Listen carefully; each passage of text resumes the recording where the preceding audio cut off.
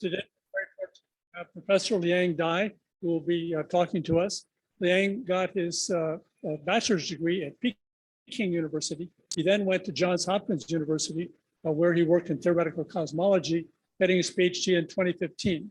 For the next 5 years, he worked at the Institute for Advanced Study in Princeton, and in 2020, he came and joined us as a faculty member.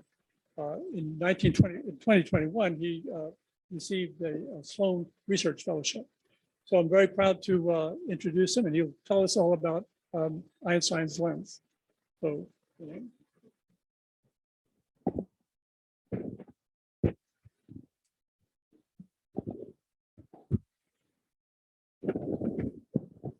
hello, can you all hear me well?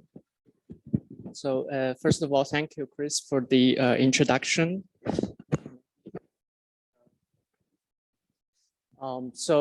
It's really my pleasure after 2 years of pandemic to give an in-person talk. So today I would like to tell you about how astrophysicists use gravitational lens to observe the distant universe. So about several months ago, when JWST, James Webb Space Telescope, released the first images to the public, it was really big. It generated a lot of excitement. So among the first few pictures, one of the pictures is a massive galaxy cluster, a huge clump of dark matter, which holds a lot of galaxies bonded to each other. And it acts as a magnifier operating on the principle of general relativity to magnify many of the faint sources in the background. So when you look at this picture in its full size, it looks somewhat better than what Hubble managed to do before. But it is really after you zoom into the details that really show the power of James Webb, because you can see that many of these, you can see very clearly these gravitationally magnified galaxies in the young universe, and you can even see like the exquisite details.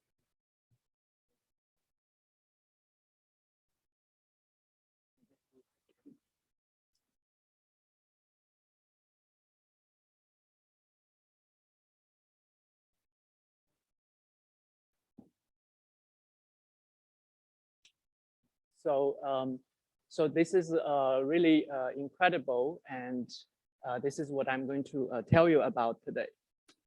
So first of all, as I said, gravitational magnifier operates on the principle of Einstein's general relativity. In order to explain it in simple words, I draw this cartoon. So imagine that you have some wave source that generate waves which propagates as a expanding sphere in flat space-time. If on the waves, a part of the wavefront encounters a massive object, the gravitational lens, then locally the space-time is warped according to Einstein's theory. And the consequence of that is that the light has to travel some extra amount of distance locally. And it looks as if in the vicinity of the lens, the wavefront slows down a little bit compared to other part of the wavefront. So if the wavefront is allowed to further travel across more distances, this kind of distortion will grow bigger and bigger. For some viewing angle, you will see this distortion in the shape of the wavefront as a mild effect, and that is the regime of weak lensing. But if you are very aligned along the line of sight with the lens and the source, you could see a situation that eventually the wavefront self-pinches itself and generate multiple images. So this is the regime of strong lensing, and this is what I'm going to focus on today. So basically, in order for this effect to be efficient, we need two ingredients. First, the lens has to have a lot of gravitating mass. And that is why I will be talking about the most massive lens in the universe, a cluster of galaxies. The second thing,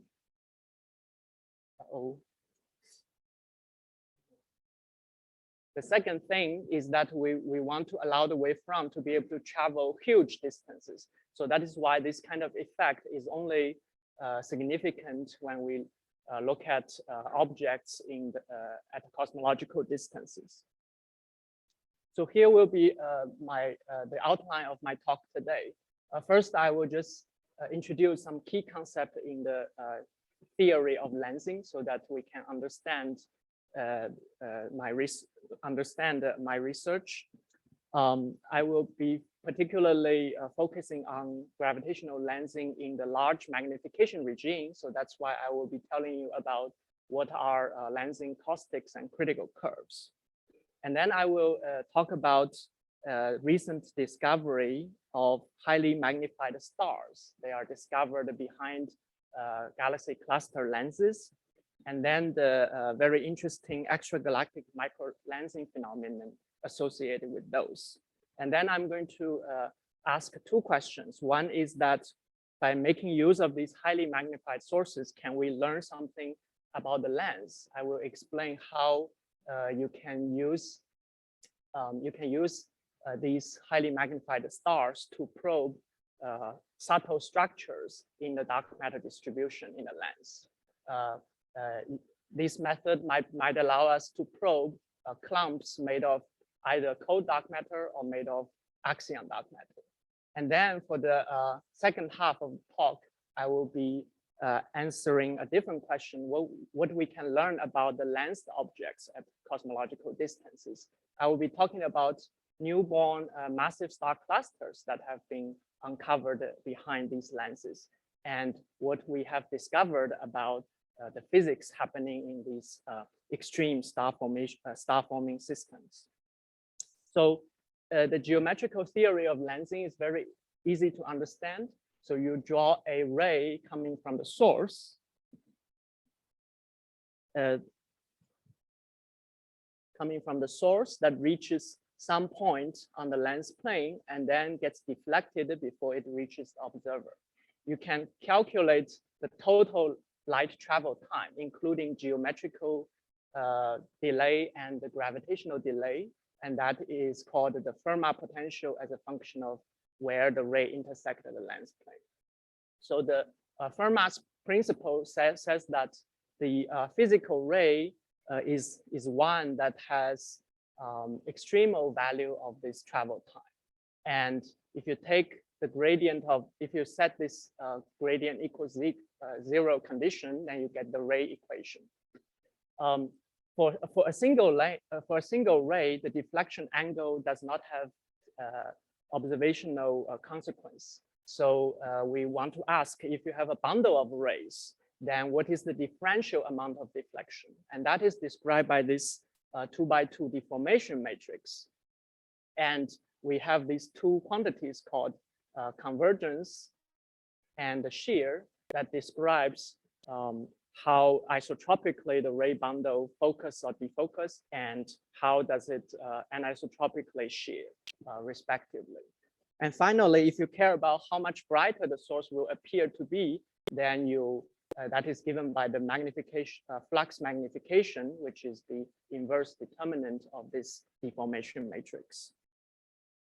So here are the basic observational effects that people can take advantage of. First, the source will appear, the light ray will appear deflected so that the position of the source will appear shifted. A characteristic amount of shift is given by this Einstein angle, which depends on the mass of the lens and the distances involved in the geometry. The second kind of effect is that we can ask what is the shape distortion of the lens, the source, and that is described by convergence kappa and shear gamma. They are determined by the projected mass density of the lens and the associated distances. As I said, the flux magnification is then given by the determinant of that matrix. So it's a function of convergence and shear. And finally, if you have a variable source, you could detect the arrival time difference between the different images.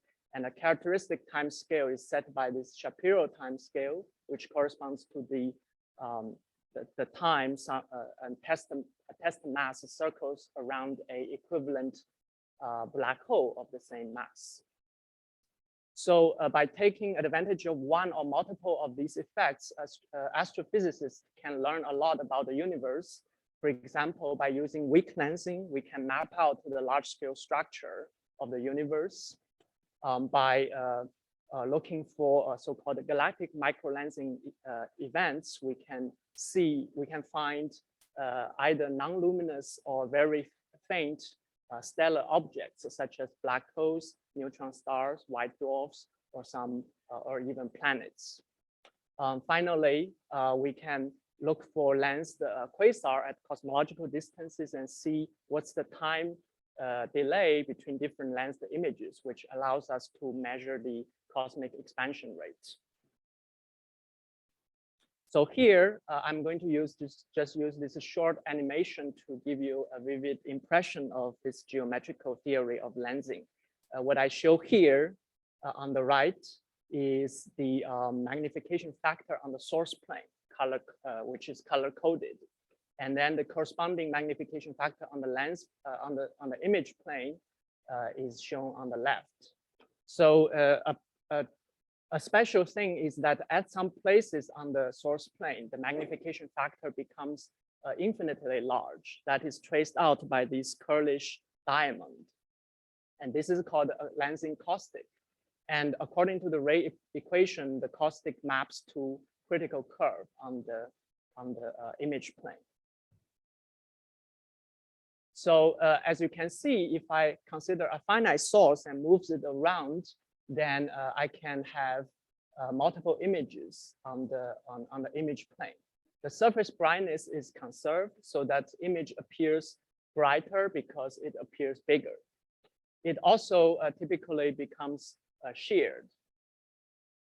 However, we see that even though I'm continuously changing the position of the source, whenever the source approaches a part of the caustic, there can be an abrupt change in the number of images.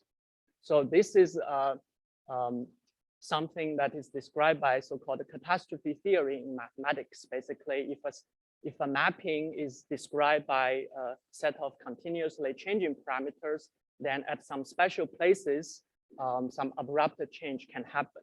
So my talk today is based on, I will give special emphasis on what happens near these locations of abrupt change.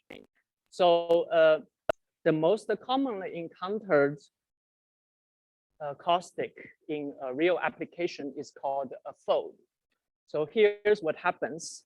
If you have a very small source approaching a part of the caustic, then what happens on the image plane is that you get a pair of equally magnified images that are located symmetrically about the critical curve. The nice thing about this fold is that it is a model that can be described by just 3 parameters, but completely independent of the global property of the lens. So these 3 parameters together will control what is the magnification in the perpendicular direction, which is usually a moderate amount of magnification, and what is the magnification along the parallel direction, which can be very large. And then the total magnification is just the product of these 2 one-dimensional magnifications. And finally, you can map the image position to the source position using this quadratic law. Right. So, so there will be a special direction, which is the horizontal direction here, where along which the image is stretched. So perpendicular parallel are defined with respect to that.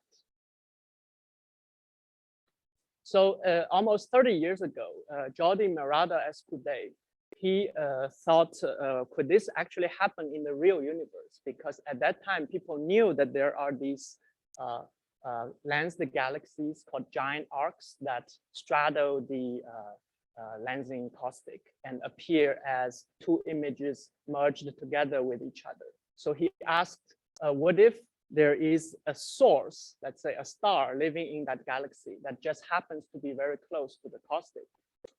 We could estimate how highly magnified such a source will be. For galaxy cluster, this one of the parameter is set by the inverse of the Einstein scale of the cluster. And the other parameter, which is the image separation, may be taken to be just your telescope resolution if you require the two images to be resolved. If you plug in the numbers, you find that such a source can be magnified by a factor of a few hundreds to 1,000. So he realized that if you have such a source slowly moving toward the caustic, then the brightness of the lensed image will ramp up following a universal power law. And he continued to ask, can real stars be sufficiently bright to be observable? He concluded that normal stars cannot, even with such high magnification factor. However, if you have the brightest stars in the universe, namely these supergiants, they are very rare, but they do exist. We saw examples of them in the Milky Way. Then it seems that it can be these stars, after magnified by a factor of several hundred to 1,000, they can be detected. So he told me that at that time, everybody agreed that this was a very cute idea, but nobody really thought that this could be of observational relevance. Until almost 30 years later, only in recent few years, people start to detect these examples using space telescopes. So here I showed many examples discovered by either Hubble or James Webb. So one spectacular example here is that two resolved images of the lensed star is seen located on both sides of the critical curve.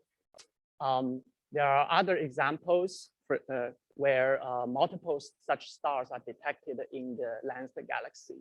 If you follow the news, then recently there's the report of a lensed star coming from redshift 6, really, really far away. If that is true, then that star might live in a galaxy that looks very close to what first the galaxies might look like. And finally, we might have detected the first example of red supergiant lens, whereas other examples are all blue supergiant stars. So we have predicted that such stars could not have been detected by Hubble, but can be detected by James Webb.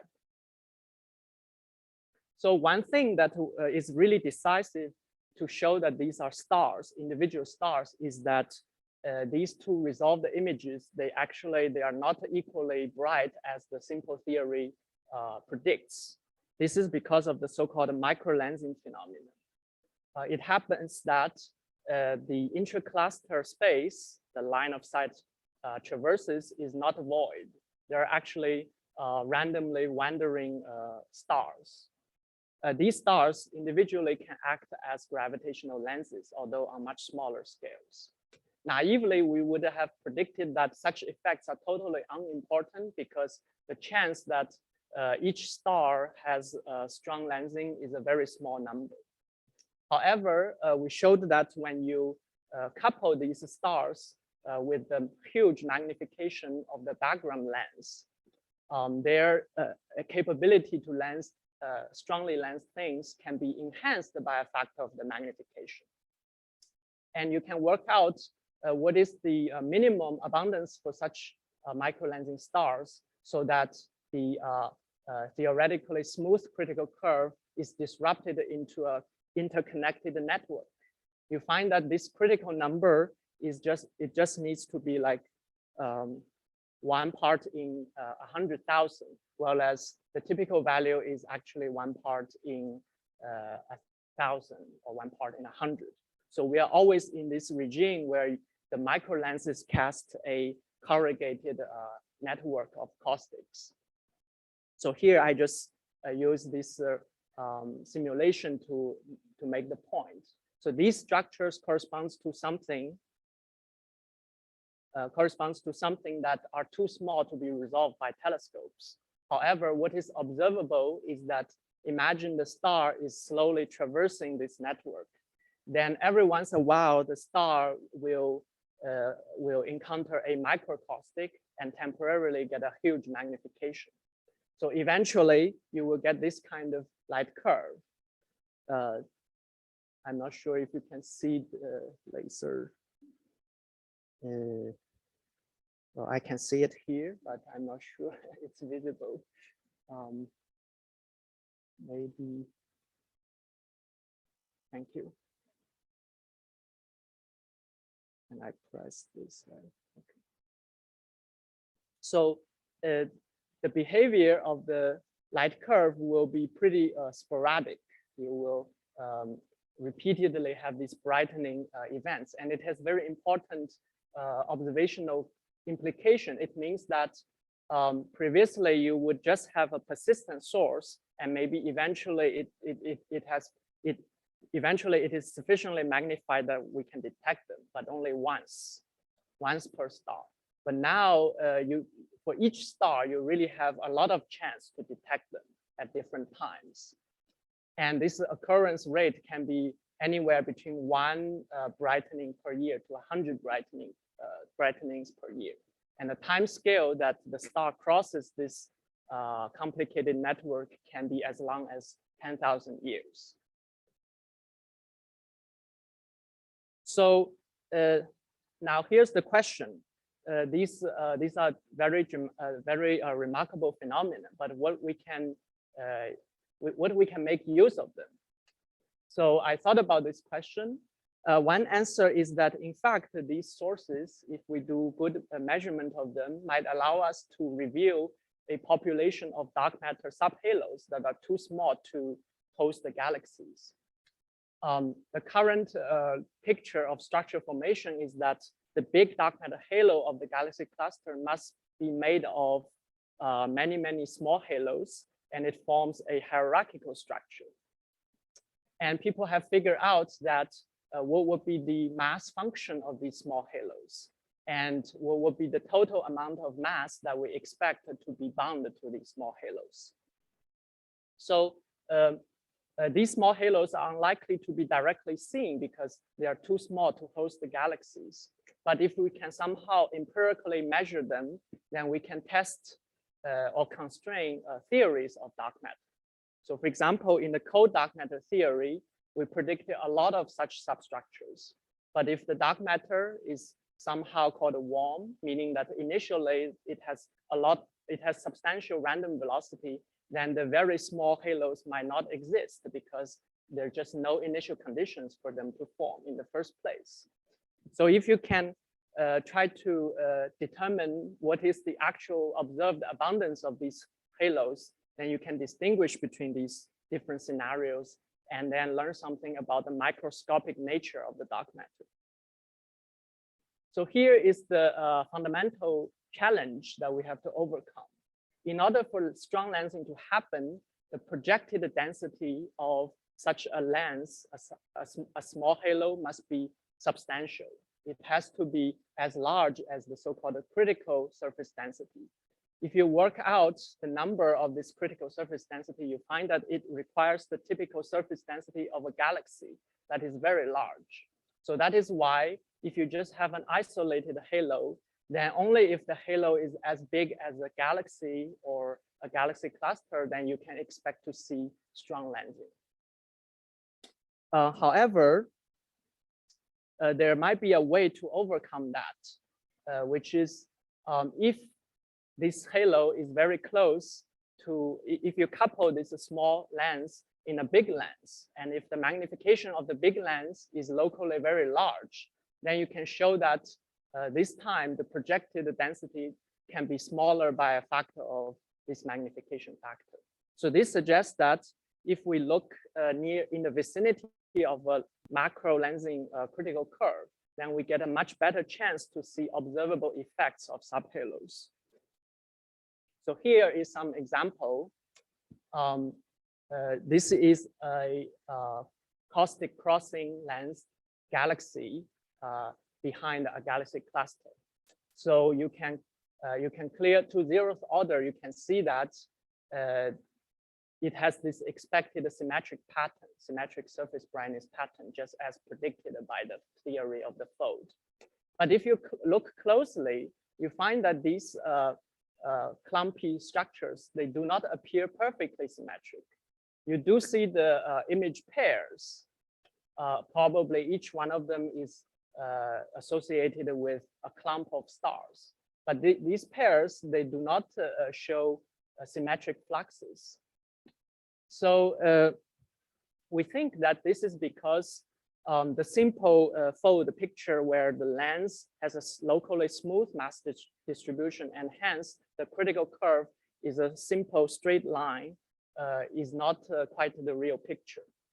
So here, using some ray tracing simulation, we show that if you actually put in the expected amount of subhalos, as in the cold dark matter theory, then you expect that very close to the critical curve.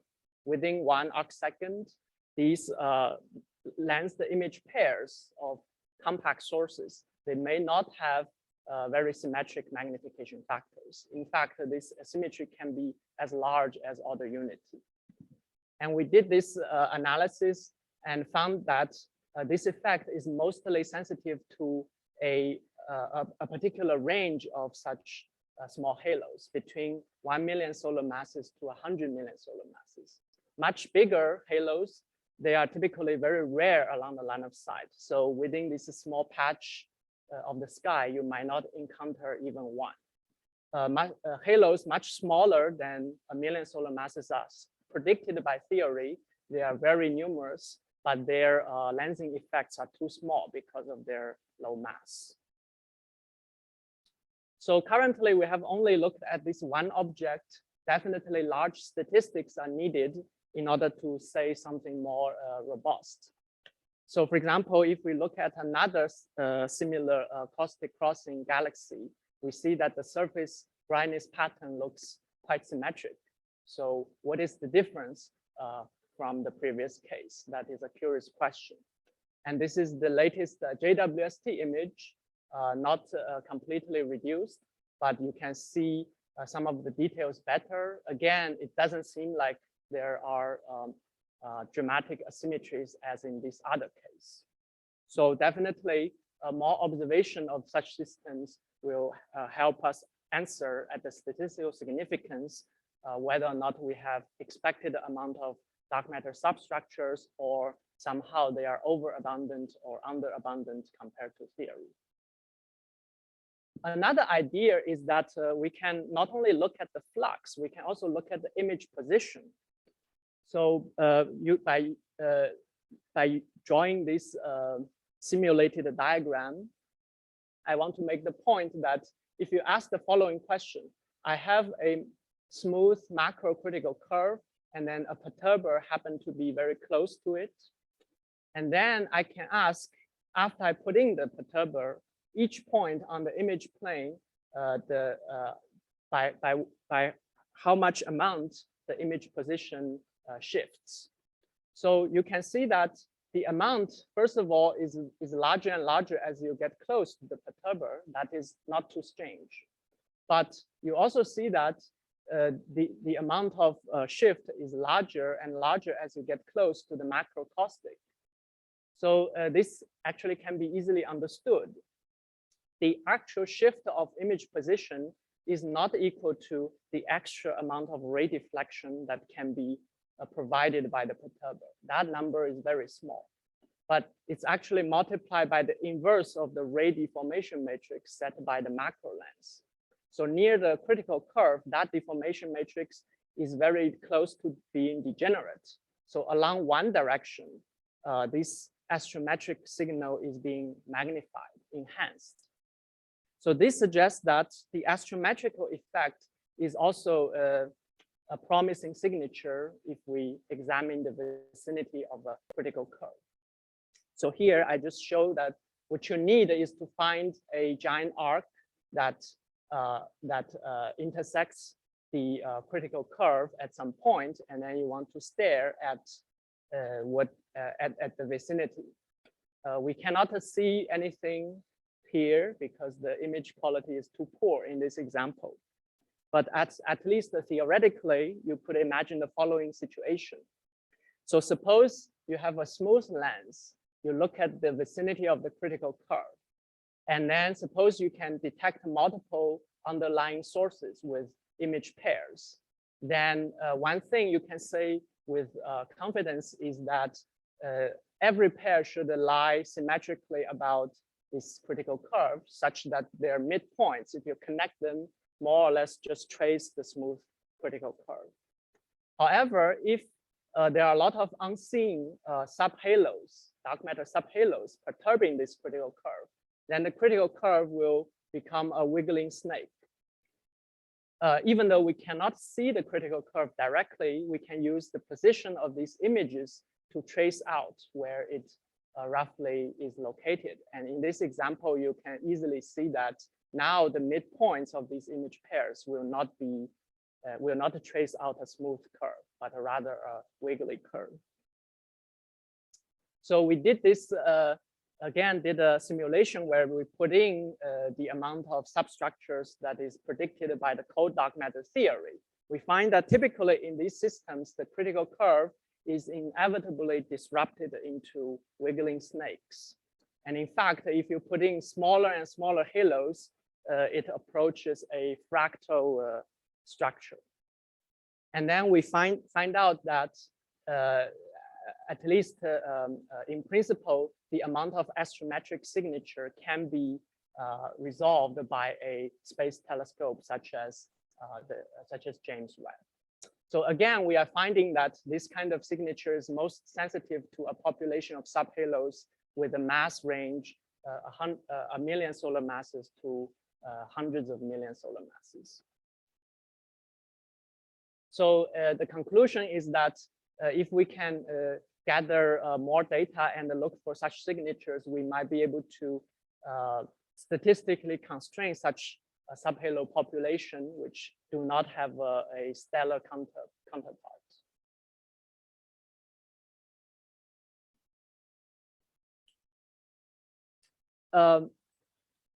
We can even do something more dramatic than the cold matter dark matter substructures. So in alternative theories of dark matter, it is predicted that we might have very small self-gravitating dark matter clumps. One example would be the QCD Axion as the dark matter candidate. The QCD Axion forms through a spontaneously symmetry breaking in the early universe, which will lead to transient topological defects. Even though these topological defects will eventually decay away, will dissipate away, it causes initial density fluctuations in the distribution of axions if it is dark matter.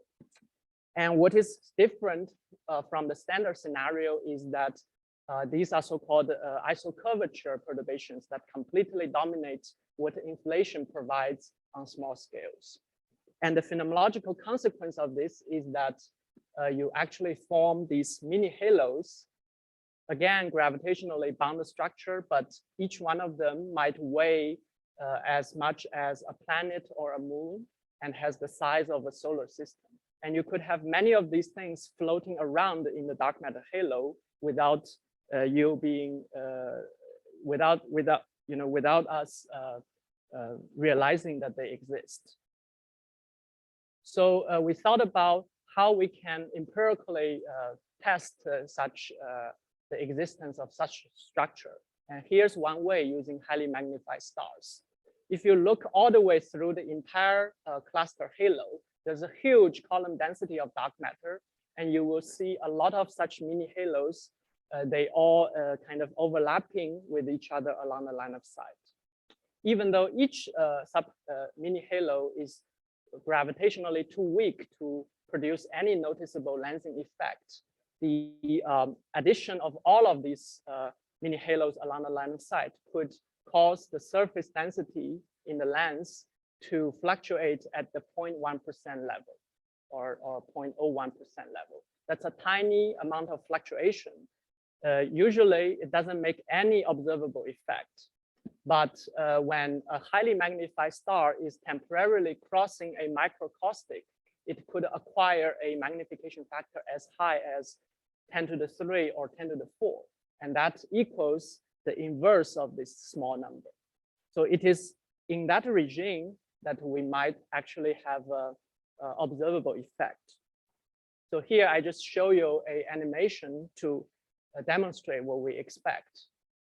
If the lens is smooth in the vicinity of a microcaustic without the existence of these mini halos, then we would expect that during the microcaustic crossing event, the apparent flux of the source will just ramp up following the universal power law. But in the presence of mini halos, we would see these fluctuations in the light curve. If we can make such an observation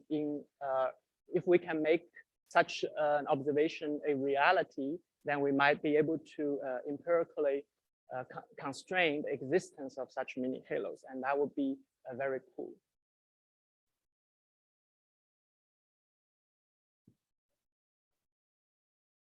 Yes, so the moment that the two images merge and disappear could be delayed, but it could also happen in advance of the unperturbed case. It's a random outcome. Okay, so I'm going to use the remaining time to say something about a different question, which is what we can learn about the lensed objects. So because I realized that I don't have a lot of time left, so I will go through some of the slides more quickly. So the general motivation is that we are actually very interested to know what are the progenitors of the currently observed globular clusters. These are very remarkable systems that pack millions of stars within just a very small volume in space. So here I show this line segment that indicates the distance between the sun and its nearest neighbor, Proxima Centauri. You can see that within these globular clusters, the number density of stars is really, really high. We do see young star clusters in the local universe. For example, this is my favorite James Webb picture so far. This is this R136 massive star cluster, which is only a few million years old. However, even such a dramatic object, if you measure the mass, you find that it only has 10 to the 5 solar masses, not enough to evolve into these massive globular clusters. So in fact, people suspect that maybe in the younger universe, when star formation is much, much more vigorous than it is today, we could have a lot of compact star clusters whose mass are more than 10 times or even 100 times than a young star cluster like this one. So these would be the parameter space where we think such objects could exist in distant galaxies. So there are many interesting questions about these superstar clusters. How do they turn into globular clusters? At what efficiency they turn gas into stars? How do they manage to leak ionizing radiation that can eventually cause the so-called cosmic reionization of the intergalactic medium? These star clusters are believed to be very good machines to make black holes, and the black holes will find each other and make LIGO-Virgo gravitational wave sources. These systems, they are also thought to host intermediate mass black holes through runaway mergers between stars or individual stellar mass black holes. And also people find strange things about globular clusters, that they seem to be made of separate populations of stars with very different chemical element abundances. So all of these questions require us to have some understanding of what happened to the first few million years of these massive systems. So lately we are very interested in one example, which is a gravitationally spectacularly lensed galaxy at cosmic noon, which is when the universe is only 3 to 4 times smaller than its present day size. It's called cosmic noon because the star formation activity at that time was thought to be much more vigorous than it is today in the present day universe. What is remarkable is that in this partial Einstein ring, people find a single compact clump of stars that has 12 different magnified images. And from each one of the images, ionizing radiation is escaping from the system without being blocked by any intervening gas. So there is a wealth of photometric and spectroscopic data thanks to gravitational lensing for such clump.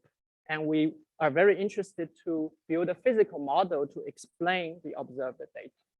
So of course, we don't come up with a physical model just out of nothing. We are greatly inspired by what we have seen in the what we have seen for these near universe examples. So here's the picture. We think what is happening.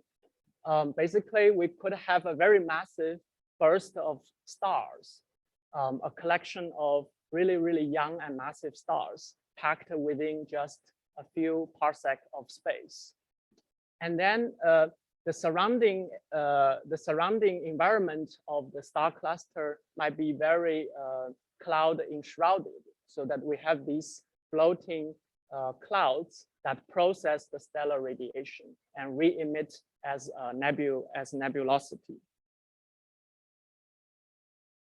So here's the basic physics. The stars here, they are the energy engine of the system. They output a lot of ionizing radiation and ultraviolet radiation. We have a good idea if we have such a star cluster, what is the mass distribution of stars of different sizes? And then for each size, stellar astrophysicists have worked out how the radiation output from such a star should evolve as a function of age. So by putting together this information, we can build a model of spectral population synthesis that can predict what is the total radiation output from a cluster of stars like this. And here, what is I might have done something.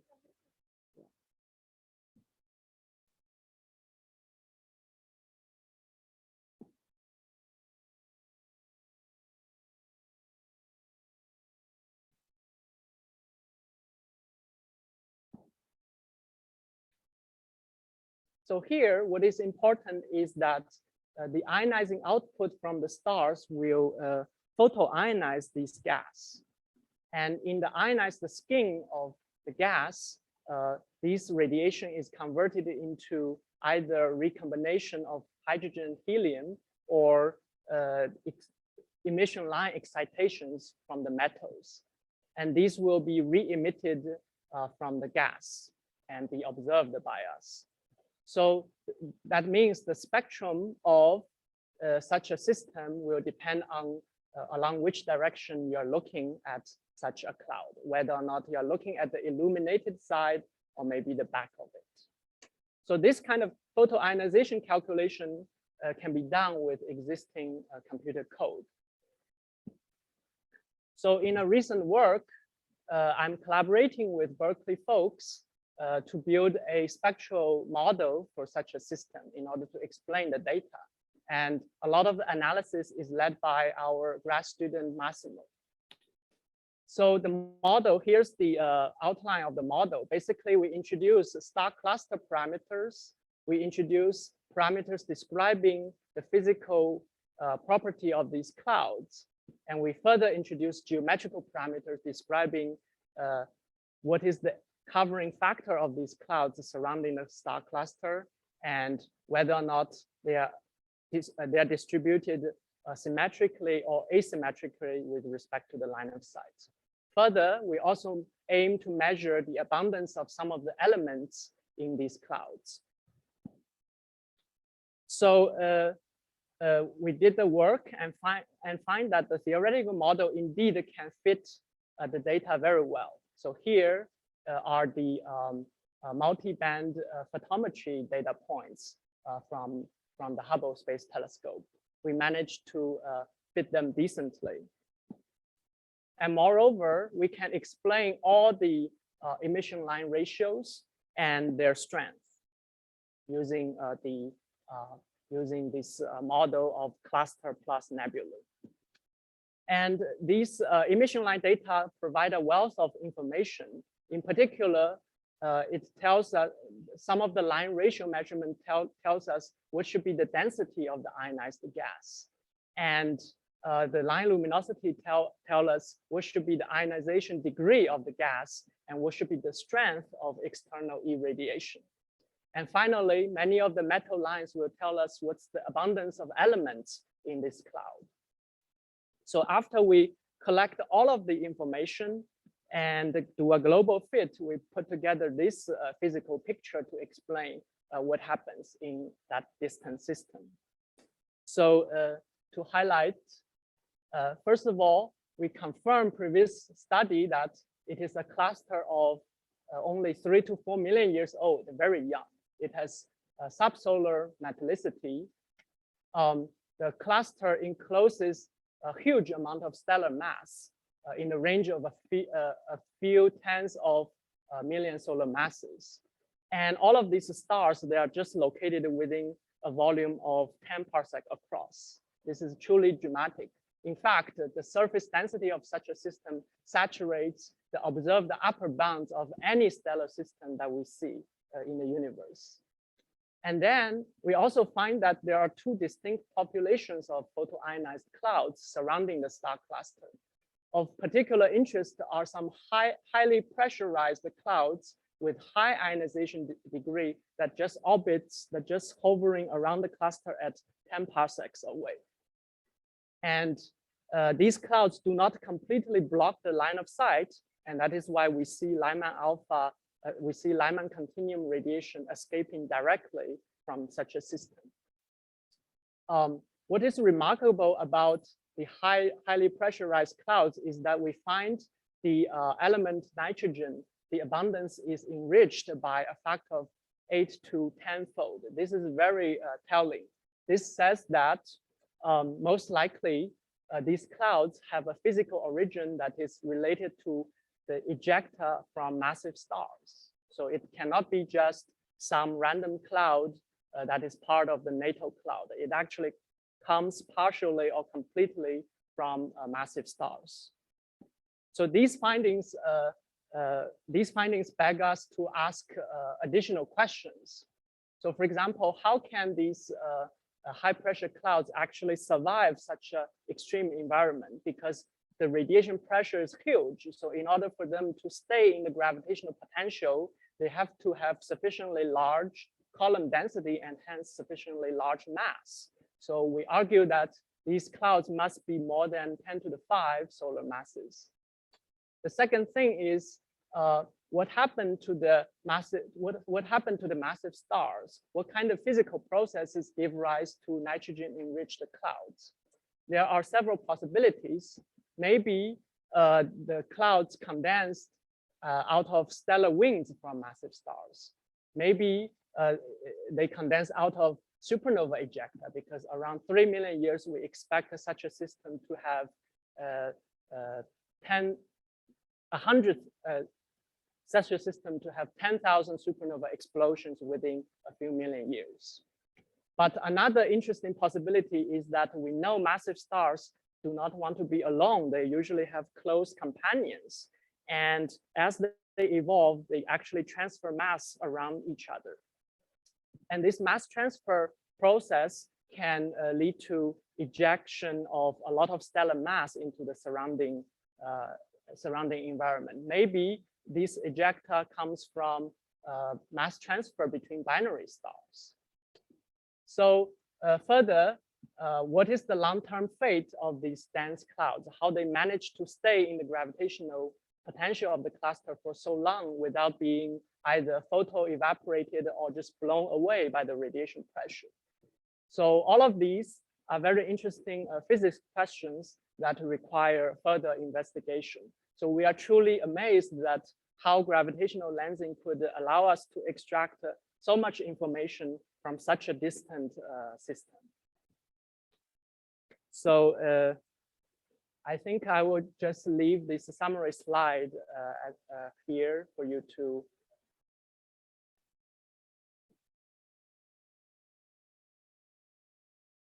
which one? Yeah, so I would just leave the summary slide here, and I'm happy to take questions.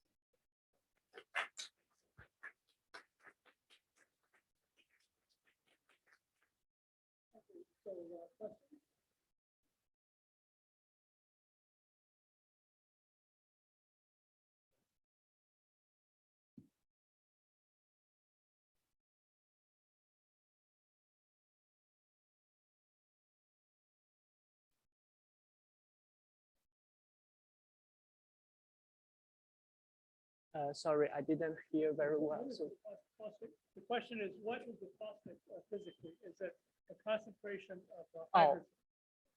Oh, what is caustic?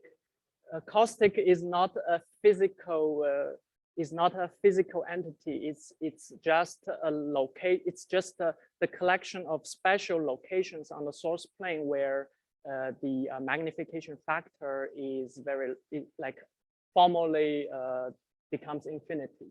So it's a set of special mathematical positions.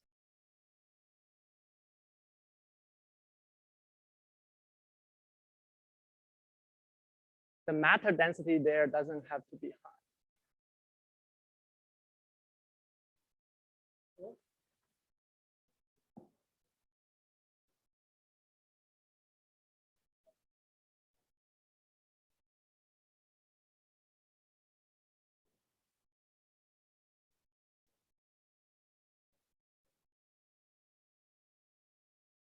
Yeah, so that's a good question. So here, yeah, so the question is, I talked about probing subhalos living inside the halo of the galaxy cluster, such as this one.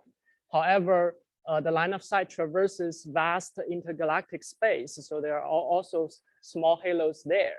I think the answer is that it depends on how big, the relative importance depends on what kind of lens you're looking at. If you're looking at a single giant elliptical galaxy, then the line of sight abundance is comparable to the subhalo abundance. But for these massive clusters, it seems that the massive cluster, the subhalo abundance dominates over the line of sight abundance.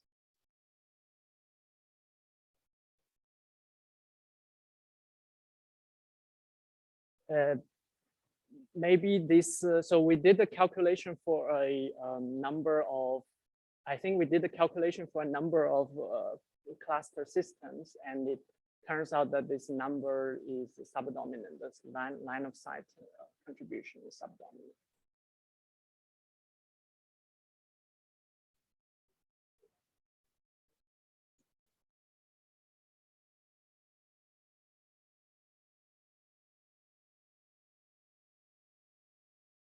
This one.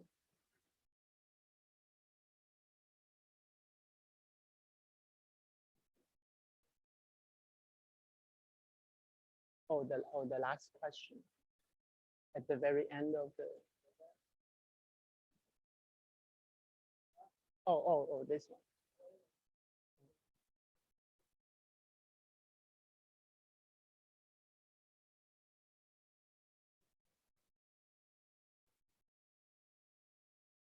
last.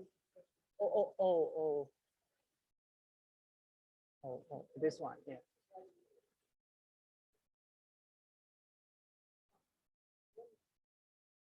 Right, so here, horizontal axis is the size of such clump, and the vertical axis is the typical density, three-dimensional density of such clump.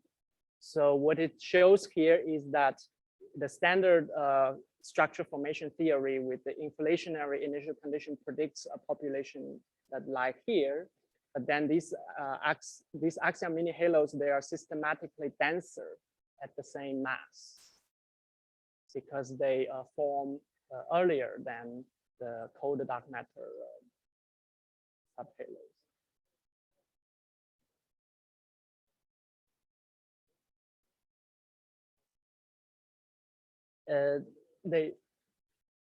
They have a particular power law density profile. They are densest in the middle, and then the density drops off at larger distances.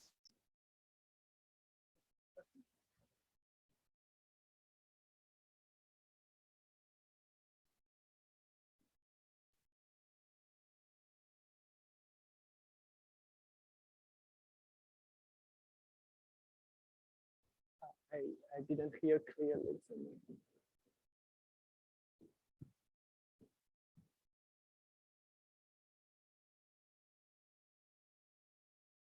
Can I go from, so the question is, can I go from statistically measure the abundance of subhalos to constraining dark matter theories? I think in principle I can, but in practice there are a lot of works to be done because on the theory side you need to robustly predict for each dark matter theory what is the abundance of substructure you expect, even if observationally I can like accurately measure how many subhalos are there. So I think if theoretical work and empirical measurement can both be done with at high accuracy, then yes.